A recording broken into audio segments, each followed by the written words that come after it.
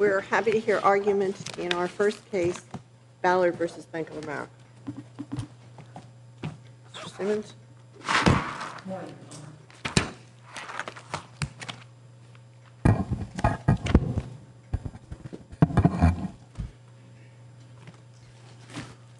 May it please the court.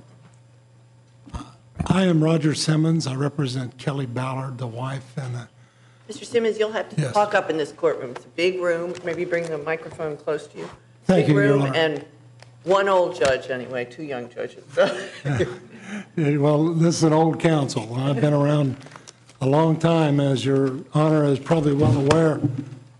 Ms. Eisner and I were the counsel in the Webster Riggs case that was in front of the district court 20 years ago this year in front of the other Judge Motts. And we are happy to be in front of this court and Your Honor on an altogether different fact pattern than that case. It is one which we keep hearing from the Bank of America is governing this case, but in fact, this is not the Webster Riggs case. I lived it. It's not the same.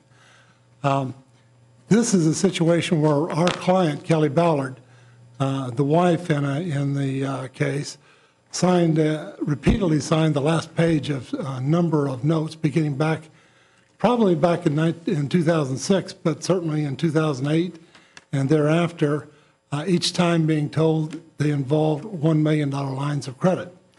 Therein lies the critical fact pattern that began in 2008. I lost what you said. She was told they had involved what? When her husband handed her the document to sign, it was the last page of each one of these that part documents.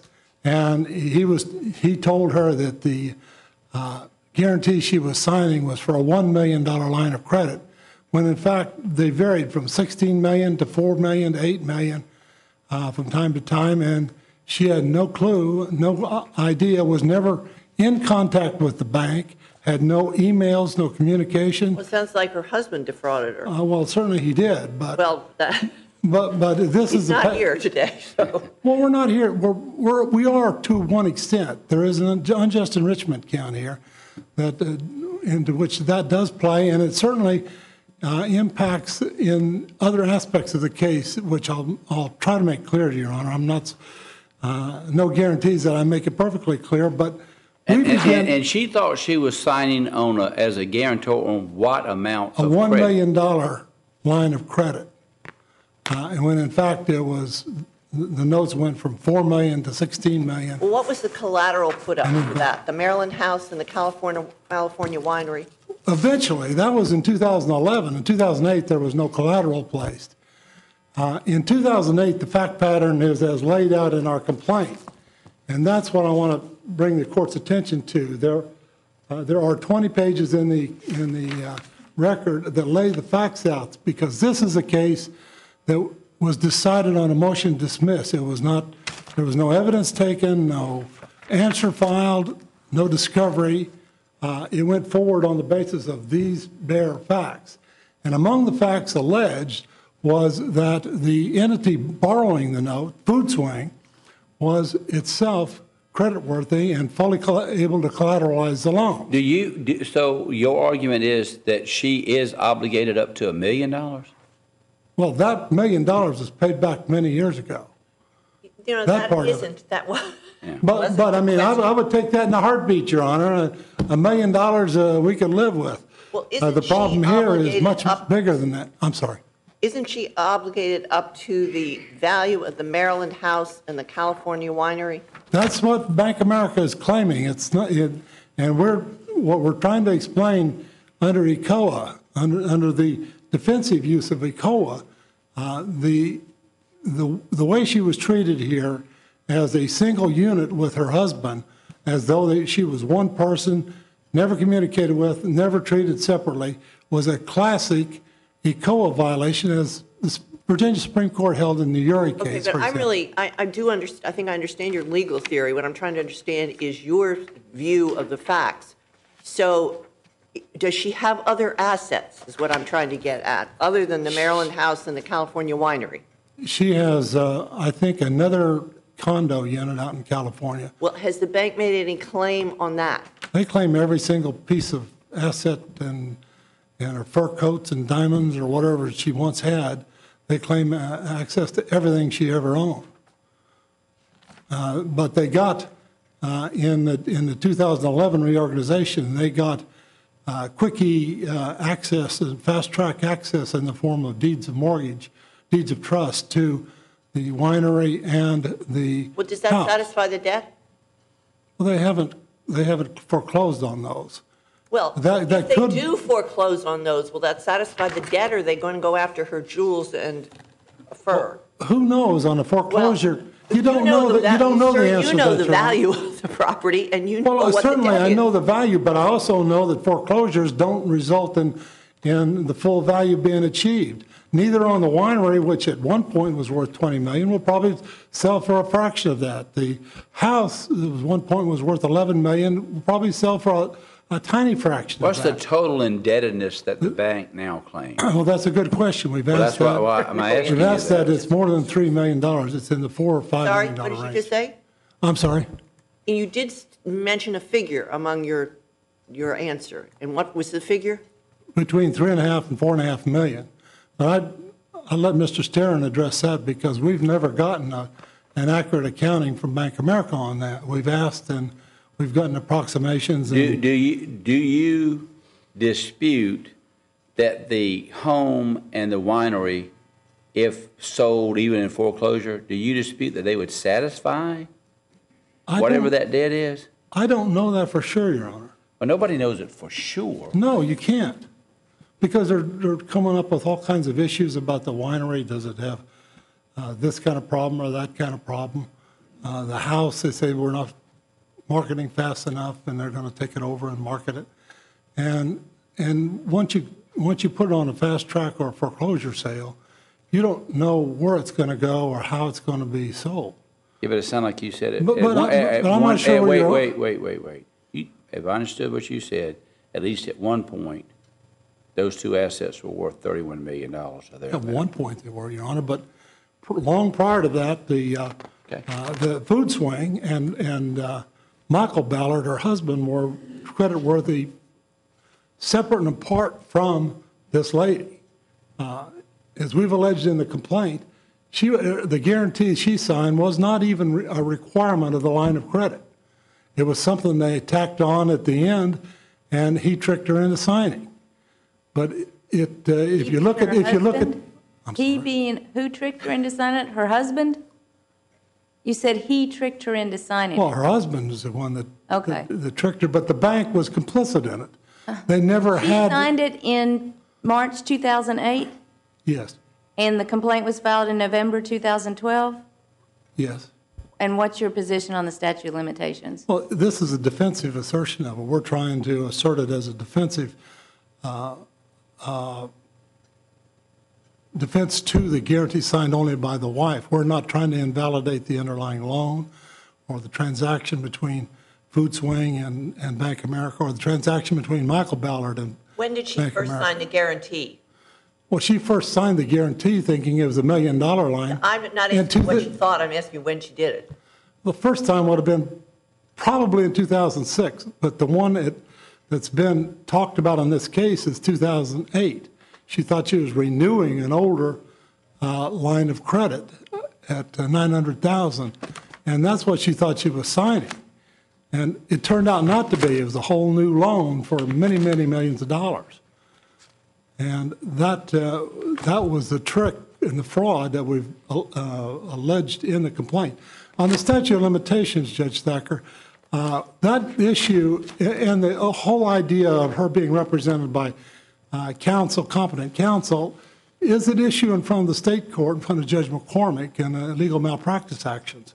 And in fact, Judge McCormick had a half-a-day hearing on the statute of limitations issue when she knew whether she knew it and at what point she knew it, and has concluded we are in court and are entitled to pursue the discovery theory, and that based upon what happened in 2011. Judge Titus didn't consider any of that, didn't hear it, didn't think about it, and then just You're presumed saying it at the Judge end of his Titus ruling. didn't consider the statute of limitations issue? Well, he made a quickie ruling on the end of it, but He ruled on it. yes, he did rule on it, and he ruled on it on the basis of facts, Your Honor, that don't support his ruling, and it certainly go contrary to the structure and content of numerous other courts that have said that defensive use of the statute of limitations in this context is not defensive use of the ECOA is not prohibited by the statute of limitations. Are the Ballards still married? One of them lives in. Are they still married? They're still married technically. So in other words, they're then separated. there's a possibility if you were to have all these notes and guarantees canceled as against Mrs. Ballard, that the trickster himself might be unjustly enriched. Because if they later divorced, especially with property in California. Anything is possible. The man is. Well, that was what we were The man the man is. He's certainly not my client, and he's certainly not in my favor, Your Honor. I would But you do know, what's necessary to him. I didn't ask you if he was your Yes, client. I but- said, then if you win this case on your theory, then there's a possibility that the trickster ends up being the winner. Well, certainly, but that's true of Michael Claude, who sits in jail and after having defrauded hundreds of competitors or hundreds of people up and down the East Coast. That's not what I'm here about. I'm here to get justice for Kellie Ballard, who was the target of the trick. And in this case, the target of the discrimination. Did you? I've got to sum up here. But Yeah, no, but you have to answer my question. Is what you have to yes, do. sure. Do you assert in your complaint that the husband did any of the tricking at the direction of or instruction of the bank? I assert the tricking and what he did was certainly facilitated by what the bank did. I've not been getting any discovery. I don't know that they did that. And I haven't alleged that. And I don't think it's essential to the ECOA thesis of my case. Was your client an applicant under ECOA? Absolutely not.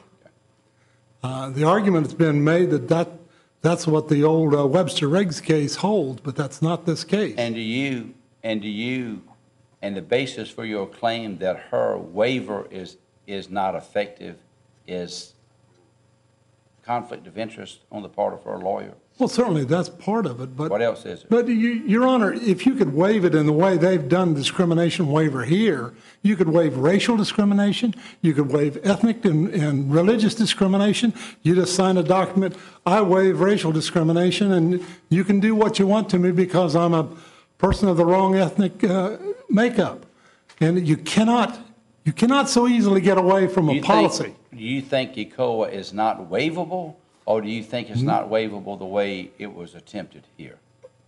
Wrongs under ECOA are waivable certainly when they're in being litigated and you're settling the case. They're not waivable in the way that was done here. But that didn't answer my question.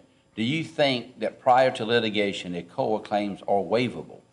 All civil litigation, Your Honor, flows back to damages. And if you're satisfied that you've got your damages paid by some other way, the person that has been discriminated against can waive those damages. In that sense, it's waivable, yes. Okay. Yes, it is. But it's not waivable in the way they're trying to do it here, which could be used to waive bankruptcy rights. When you have someone sign a document and make them waive. Is your claim that the waiver is ineffective based on the manner in which it was executed, generally executed, or that her lawyer had a conflict and it wasn't a knowing waiver? But it's also not waivable because it was a printed part of the document saying whoever signs this guarantee waives ECOA. That is the inherent flaw, the major flaw in the waiver theory that they're arguing. It's like saying whoever signs this document waives ethnic or race discrimination that's involved in granting it to because it's printed? Because it's printed? No, you just told me ECOA claims were waivable. After we walked through that, you finally said that ECOA claims are waivable. It's not waived in that way, Your Honor. It can be waived in that way. It's got to be waived in a different context. In what way? Because then you said it's printed. So is it your claim it's not waivable because it's printed? Your Honor's trapping me and very, No, very I'm not trying to effectively. trap you. I'm Well, just you trying to are, get- Your Honor, because I didn't say it because it's printed. I'm Yes, you saying it's did. because it's in No, the you just said- contract, listen the to me. printed contract. You have to Yes. stop talking when I'm asking you a question. You go back and look at the transcript, and I guarantee you this is what you said. You said it's printed. That's what you said in your answer. I never said the word printed until you did. And so I'm asking, when you use the word printed, I'm trying to say the import of that. What do you think the import is? I'm asking you a question. You think you're being trapped, but I'm just asking you that question. Do you think the fact that it's printed means it's ineffective? That's my question I'm trying to get to. I may have said that's not what I meant, Your Honor. Okay, what do you mean, sir? And then you'll. I'm saying that when you sign a contract, there is a clause in there that says you're waiving certain ethnic, or in this case, marital discrimination. You're waiving it. And that, I'm saying, even if it's signed with knowledge of the person, cannot affect a waiver of that right. It's one of the important rights that Congress and the President enacted in the ECOA, saying that Your Honors, are obliged to enforce these laws that prohibit marital discrimination. Okay, thank you very much. Thank you, Your Your time Honor. has expired. You have a little bit of time for rebuttal.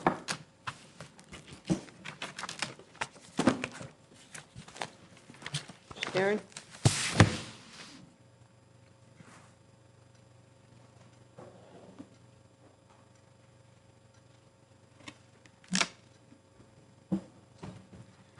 Good morning, and may it please the court. My name is John Starrin. I represent Bank of America. With me at counsel's table is Amy Garber. Sharon, is it the bank's position, what is the bank's position about what Mrs. Ballard owes? What has she given an indemnity agreement for? Well, in terms of the outstanding loan, it is, as Mr. Simmons indicated, about $3.5 to $4 million is what's left on the balance. The guarantees given to the bank were unconditional guarantees.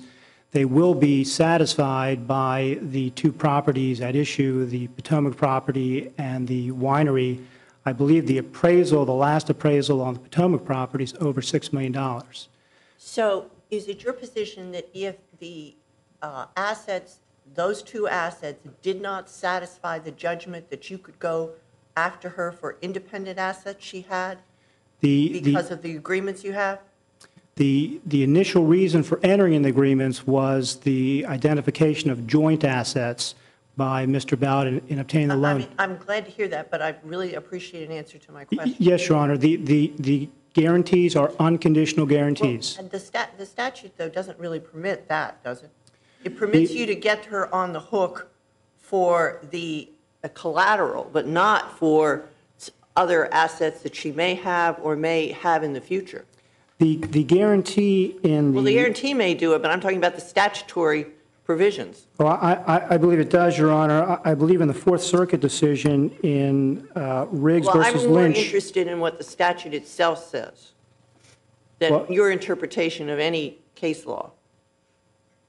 Oh, okay, I'm sorry, Your Honor. Can you repeat the question for me? Yes, the way I read the statute, and I'm very welcome to help from you on what ECOA says, but what I read it is that it says that it permits the bank to require the guarantee for the amount of the collateral, but it doesn't from this other spouse, but doesn't give you any right beyond that.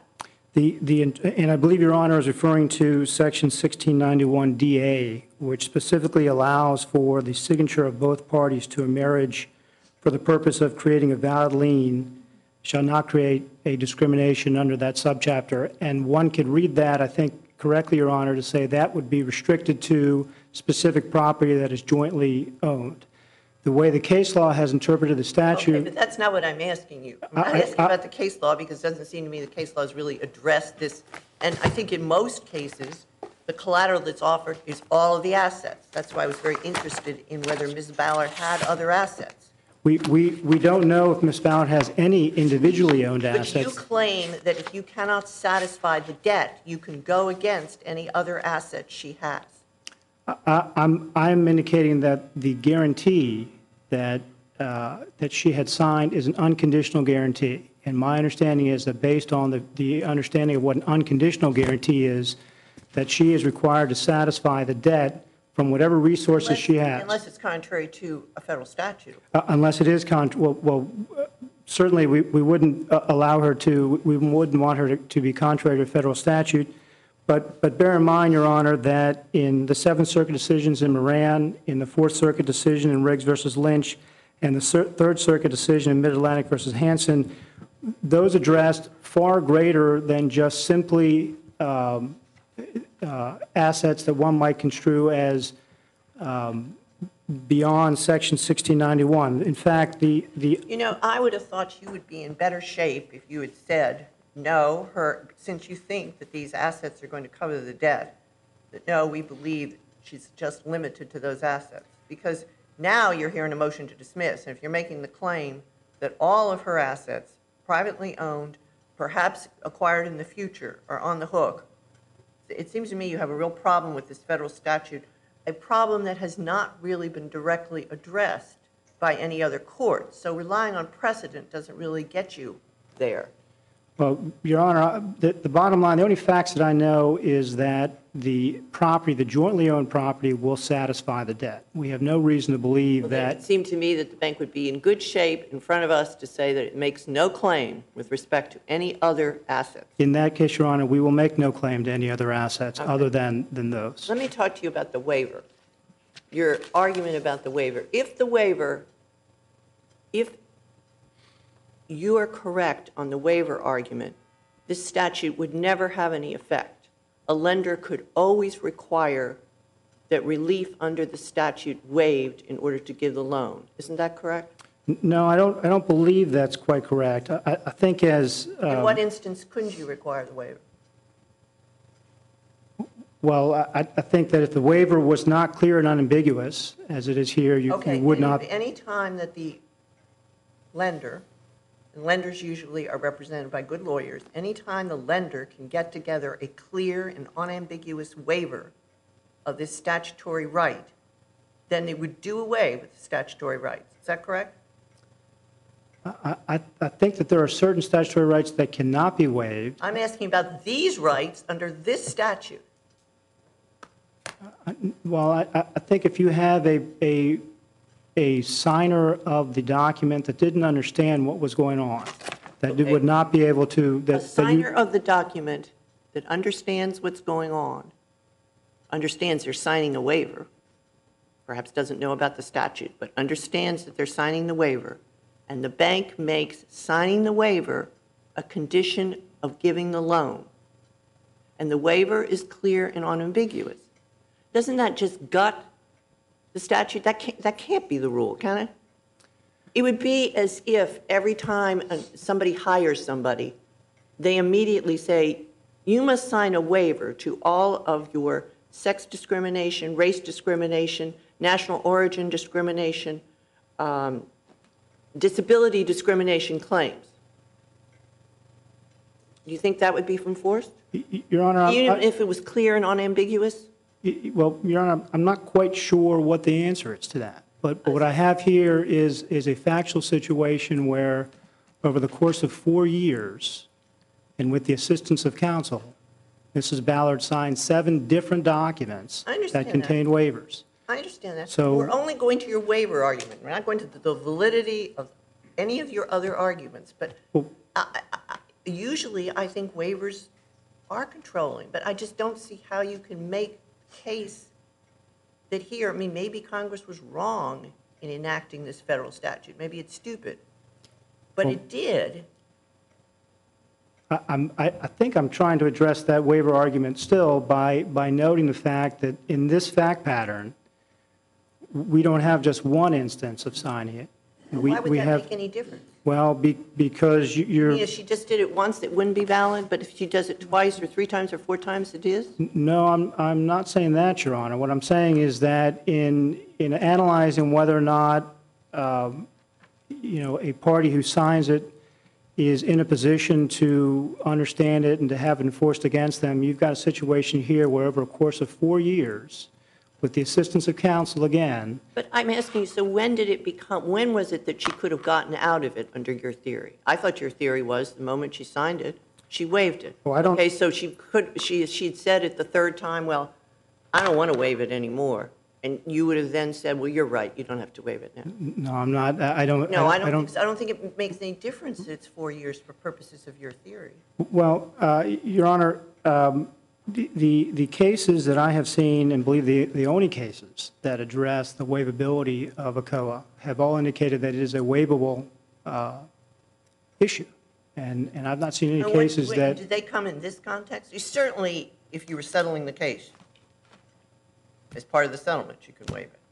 I'm asking from the get-go of the loan or the guarantee. The decisions that I have seen that we have Well, maybe you cited can are cite not. a couple of those. Yeah, but I want to make sure I'm clear with Sure. your question. I do not believe are specifically this fact pattern. I mean, I think that's that was fine. your question. But they do in fact release a COA. And so from the only case law that I have seen dealing with the issue, and now I think we have sort of an understanding of all the parties that it is a waivable federal issue.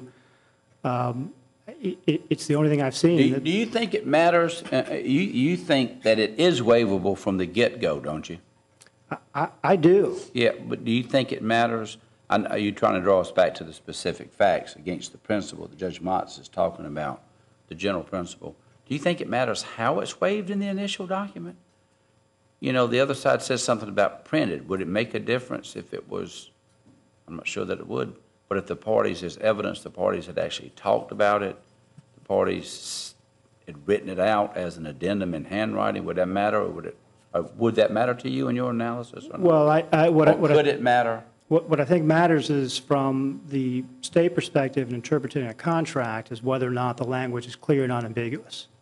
And if the So your language. answer to my question is, it doesn't matter how it's executed, it's just the fact that it was executed? I think what matters is that the language is clear and unambiguous. If that is interpreted to cover a COA, which I believe it should be in this case, then that is sufficient. So the answer waive to it. my, I still heard the answer to my question. I'm sorry, Your Honor. I said you don't think how it's executed in the contract matters, handwritten or proof that it is a result of some negotiation. In other words, you're close to the line, we're not sure we want to do it, but we might loan you money, but we're not going to do it if we're looking at potential claims. So you have to waive everything. That's specifically a negotiated provision, or if it's just in a printed document. Well, Do you think that matters at all? Well, I'm not sure, because then you're moving into a situation where you've got sort of undue influence and duress happening upon the borrower, and I don't believe that's the factual situation here. What I think you've got here is a sophisticated borrower with counsel and language that is clear and unambiguous. Well, do you have to win on the waiver argument to prevail here?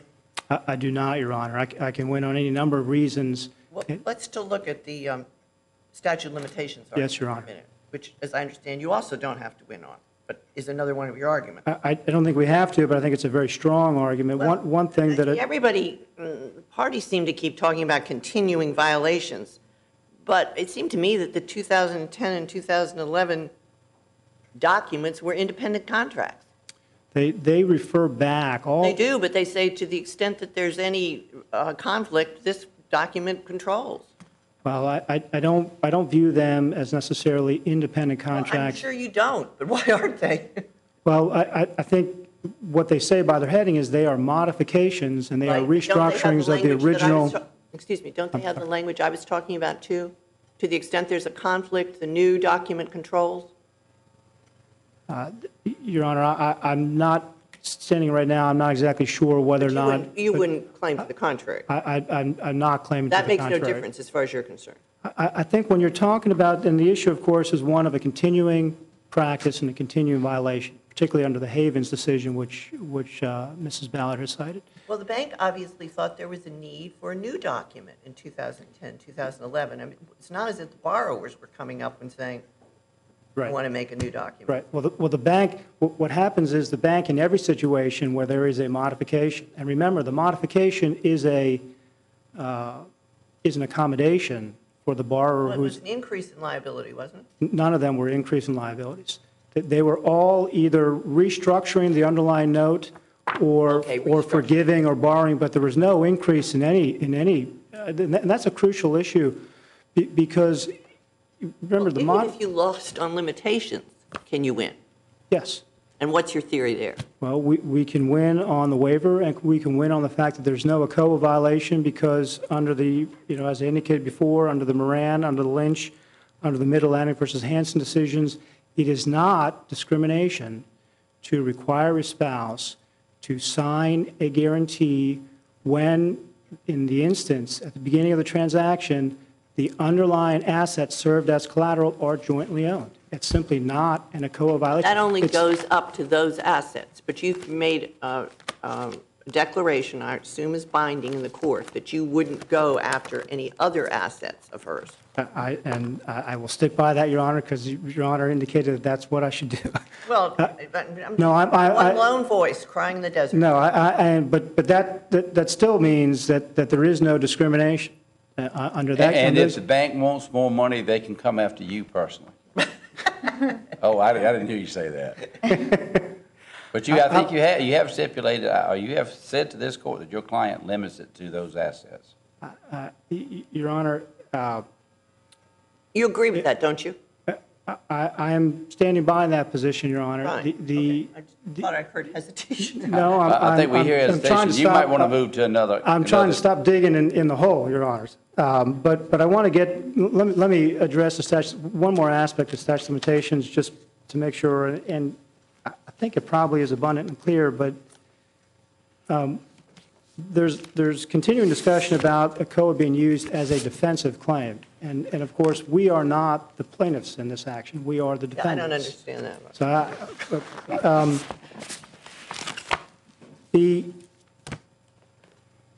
I think that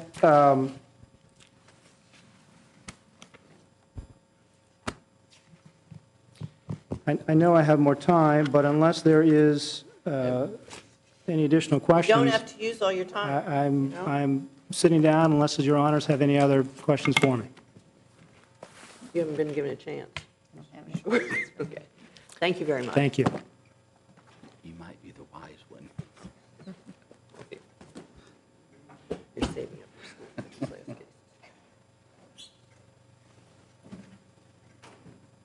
Mr. Simmons, you have 5 minutes.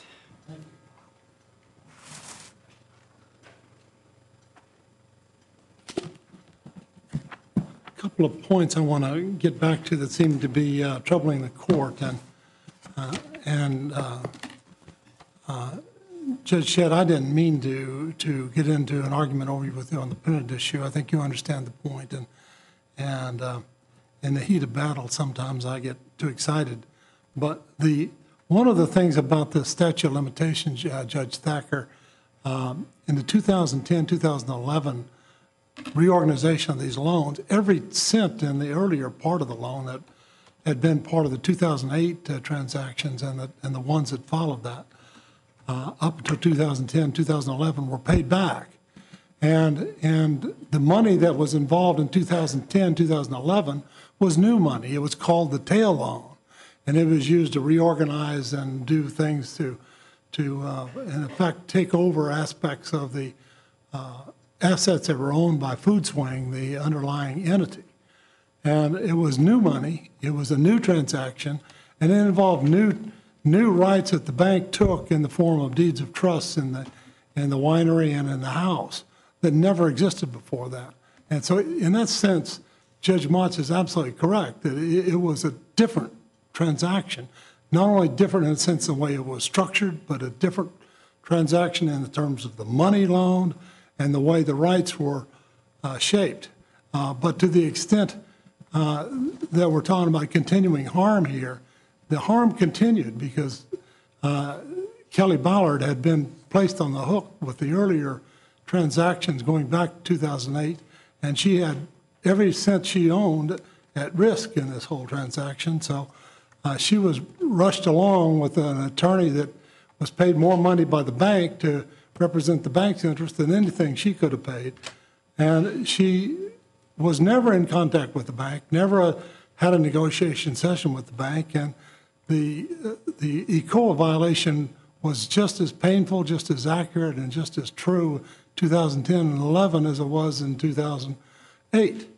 But Your Honor indicated some doubt about the fact this is a complaint and therefore not a defensive action. The Third Circuit has specifically addressed this in a declaratory judgment context where you try to declare a guarantee of the person that has been the target of the discrimination void, but you don't attack the underlying transaction, you don't attack the loan, you don't attack the obligation of the company, the food swang, in which Kellie Ballard never owned one stock, one share, one interest in whatsoever. That entity was never an asset of Kellie Ballard. She never made that loan application. Her husband owned stock in it. She didn't. Her husband was a manager in it. She wasn't. And the fact pattern we've alleged here is one where that credit applicant was fully creditworthy on its own. Is your client an unsophisticated business person, or she's Oh, not? absolutely. She's unsophisticated. Yes, she is. In fact, she She has difficulty reading, but that's neither here nor there. Well, I asked you building that this question because it may be It is here true. or there. But the point is now, it's not in your complaint that she inherited the winery? I'm just well, wondering. If Your Honor's asking the source of their money, I think I was asking about the the winery. family got it through a .com company they were involved in, Gotcha. and they were newly wealthy people that. Okay. And she never really understood how to manage money and how to do things, and Okay. she left it a lot to her husband. There's no doubt about that, I and was this a has little- not been. I'm sorry, Your Honor. No, I was just a little surprised at your allegations this morning that Mr. Ballard had been a trickster. I didn't read that. He had been. I mean, it's laid out in our complaint. Well, I'm paging through it. I still can't find. Well, and we have alleged fraud and trickster in several passages in our complaint. We never got to that aspect of the case because, By Mr. Ballard. well, I just was surprised. there is a whole complaint in Let me state say, court. I was surprised too. Yeah, quite frankly. Your Honor is right. It's not spelled out in great detail here, but it's well part of, they're well aware of it. And there's a It's complaint not because. at all in the complaint. Well, there is- There's nothing There's in a the state court complaint. complaint that lays it out in great detail. I'm sorry, They what said- is? A state court complaint that lays it out in great detail. We're here in federal court. Well, I know, but. what we have is. But they asked Judge Titus to go back and take judicial notice of these other cases. And that's one of them that was very clearly laid out, and they're well aware of it. But even before that, Michael Ballard was the one that had the contact with Bank of America, not Kellie. She never met a Bank of America employee, officer, or loan person during the entire time she dealt with them. And their transactions are all with Michael. He got the signature of his wife and brought it back, and the bank never had any contact with her. They simply said, get her signature on this waiver, and all that she saw was that last page. And it's an unfortunate fact pattern, but that's the situation we're at. We never got a chance to develop the factual record and get discovery into what the bank's complicity in that was. We do know, and we've expressly alleged, that the bank never had one email with her, never one letter, never one phone call, never one communication, never one meeting. She was never at a settlement conference with the bank.